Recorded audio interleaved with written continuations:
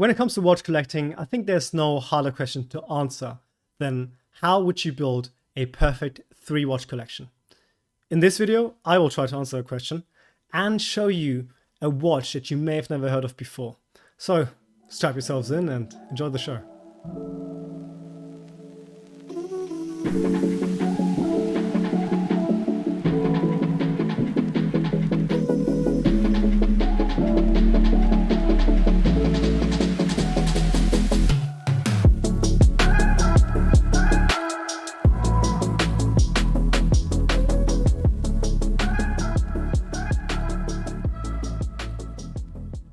My name is Marius, come to you from Switzerland, and you're watching Horology. So before we start to build our collection, we have to go over some ground rules to make it more difficult. The first rule will be no piece uniques. So you can't just go, you want 3 world times piece unique from Patek Philippe. No. No repeat watches, no piece uniques. Because we want to make it accessible, and of course your perfect watch collection will usually include a piece unique, but for now we will say no piece uniques. Second, every great collection needs a sports or dive watch. Define it how you like, but to me that means at least 100 meters water resistance, absolute minimum, lume, good lume, a rotating bezel, and a non-leather bracelet. Yes, you can have dive watches that have less than 100 meters water resistance, like the first ever Blancpain 50 Fathoms, for instance. Yes, you can have one without a rotating bezel, and yes, you can have one with a leather bracelet. But for this video, we'll define a dive watch as follows: at least 100 meters water resistance, lume, a rotating bezel, and a non-leather bracelet. Then we need to include at least one watch which has an advanced complication. And by that, I'm not referring to a date window or power reserve, but something like a chronograph, a moon phase dial, perpetual calendar, minute repeater, GMT, world timer, tourbillon, whatever. You get my point. So include an advanced complication. We must.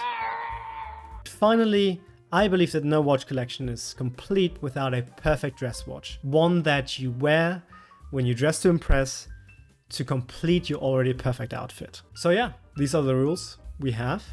See them here listed on the screen.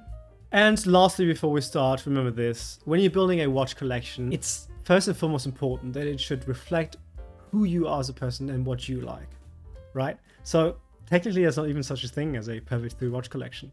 My 3-watch collection may be complete as for one of you guys, but who knows, right? Let's start our picks. So let's start with the dive watch category. Let's cover our dive watches. And I thought for a perfect watch collection, we'll include the dive watch. We're talking about the Rolex Submariner, reference number 116619LB. It may be an obvious pick, but every collection needs a dive watch. Although it's not clear that it is the first dive watch, it's certainly the most iconic dive watch, or maybe even the most iconic watch. I'll make a video about that as well. But yeah, the Rolex Submariner is so iconic that even Rolex employees will not stop talking about it. Have you ever gone into a Rolex store? At least in Germany, also in Switzerland, it's always the same way if you go into a licensed Rolex AD, like Bucher, for instance, or Wempe. What happens is they sit you down. Like, doesn't matter if you just come in to look at a day date, they have displayed there, it doesn't matter. You come in, they sit you down. And they will start talking about the history of Rolex and how Hans Wilsdorf invented the first ever waterproof watch with the Rolex Oyster in 1926. And then they will lead up to the Rolex Submariner being the first ever dive watch and released in 1953.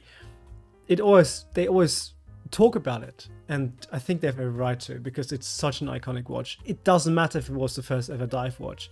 It certainly is the dive watch that has changed the design of dive watches forever, and that dive watches are still modeled after today. But since we have unlimited budget here, we won't just go with any Rolex Submariner. We'll go with a more special Submariner. And as those among you who know reference numbers better than their girlfriend's birthday have already guessed, this is the Rolex Submariner Smurf we're talking about. So reference number 116619LB.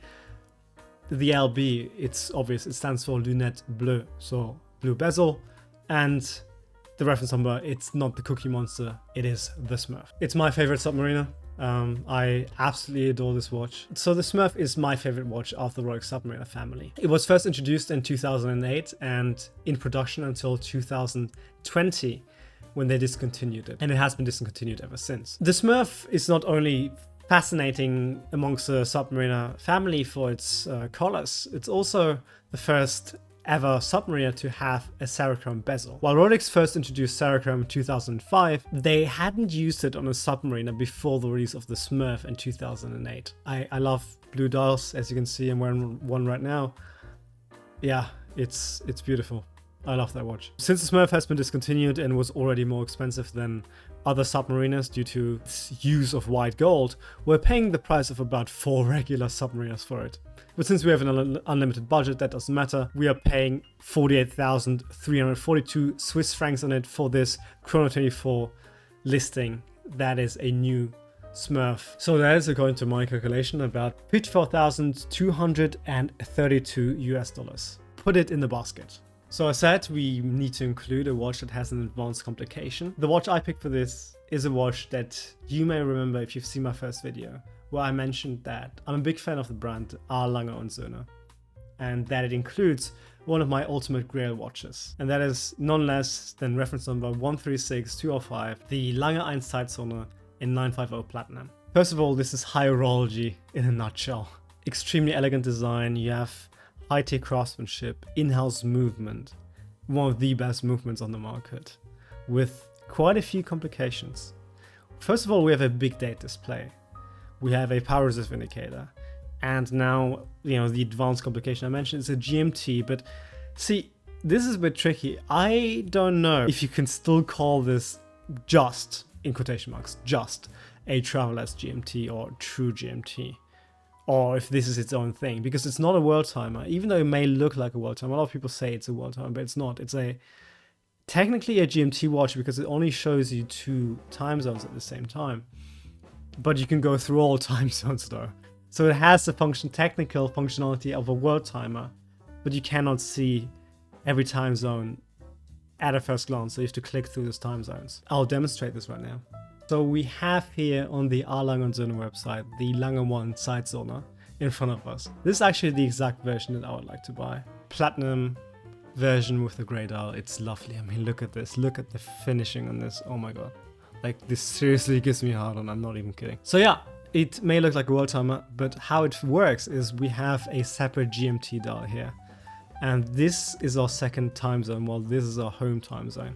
As you can see right now, we have the time zone Berlin or Zurich, and we are on the PM, so this lovely blue indicator here also rotates. It shows us if you're in the PM or AM. AM would be everything that's not blue. So if we press this button at the 8 o'clock position, we can change the time zone in our GMT dial, in our second dial, as you can see here. It goes, so like, yeah, now we can see the time in Almaty, then Bangkok, Hong Kong, Tokyo, Sydney, just through one click. And one more thing that you may notice while I'm doing this is that we have this little indicator that changes its color from red to white. And that indicates whether we have daylight savings time, so it's summer and winter time in that city or not. So it gives you all the information that you need. It's so fucking good. I love this. And even in the simulation, even in the fucking Matrix on the website, I just love clicking this. It's so satisfying. If I had this in real life, I have quite a lot of nervous tics. I think I'd just be clicking that all day. Like, man, it's so lovely. I love this watch. It seriously gives me heart on. Oh my god. What more can you say about the A. Lange & Söhne Zeitzone? It is, even within this collection, it's my favorite watch. It's so lovely, and I think this is a perfect watch for the term advanced complication. There we go. Our second pick is the A. Lange & Söhne Lange 1 Zeitzone, reference number 136025 in 950 Platinum. So that will set us back, as I'm recording this, about 38,836 Swiss francs. This is a new watch, and it was made in 2020.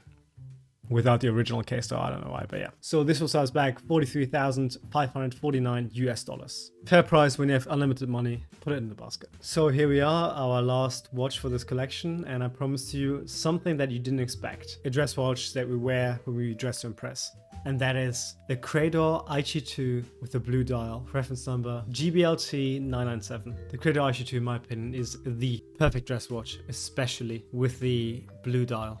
It's so beautiful. Like, look at this. I think this is the most beautiful dial in fucking like watch history I could think of. It's so beautiful. Also, especially when you know how it's made, and I'll walk you through this. So first of all, the movement, not just the movement, this entire watch is made by a special studio within Seiko that is completely separate from Seiko or Grand Seiko. This is probably the best spring drive movement you will get. It's made by the best people within Grand Seiko that sit in the micro artist studio. It's ridiculous. Everything in this watch is completely handmade. The dial is made of porcelain they create within the micro artist studio. So it's created through traditional Japanese craftsmanship techniques by absolute specialists. But it doesn't end there.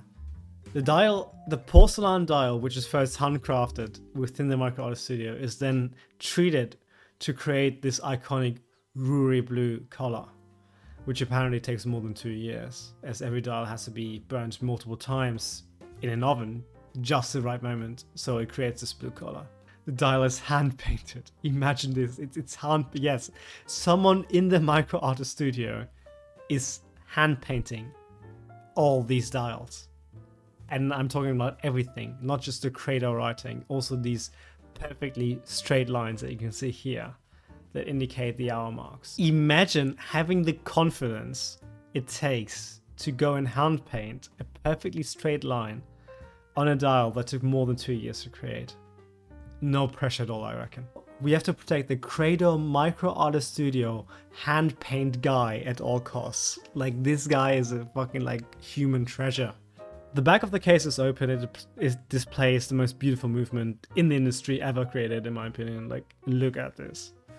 They have built the movement in such a way that it resembles a Japanese bellflower. Does it get any better than that? I mean, come on. Like, I don't think so. I mean, yeah, it does in a way. They also have a power reserve indicator in the back, and it's coming with some higher Seiko models and most Grand Seiko models. Just like the Lange one, the case here is also made of 950 platinum. To me, this is the ultimate dress watch. We hear so little about it. It's sad. Funny enough, in Japan, Credor is actually not that uncommon. You can find Credor boutiques, but you can also find Credor watches even in like high-end department stores. I remember I saw one in Osaka. Like, they had a Credor store within a high-end department store, which I found very interesting. Unfortunately, they didn't have an IG2. They only had Credor women's watches there displayed. But still, yeah, I will talk more about Credor on my channel because it needs more attention. It's such a beautiful, like, especially the IG2. It's such a beautiful watch. I love it. It's the ultimate dress watch. So to get a Credor IG2 right now, we'll set you back as I'm recording this. 42,661 Swiss francs, which is for a new unworn full set perfect Credor IG2 GBLT 997 made in 2021 with the original box and papers.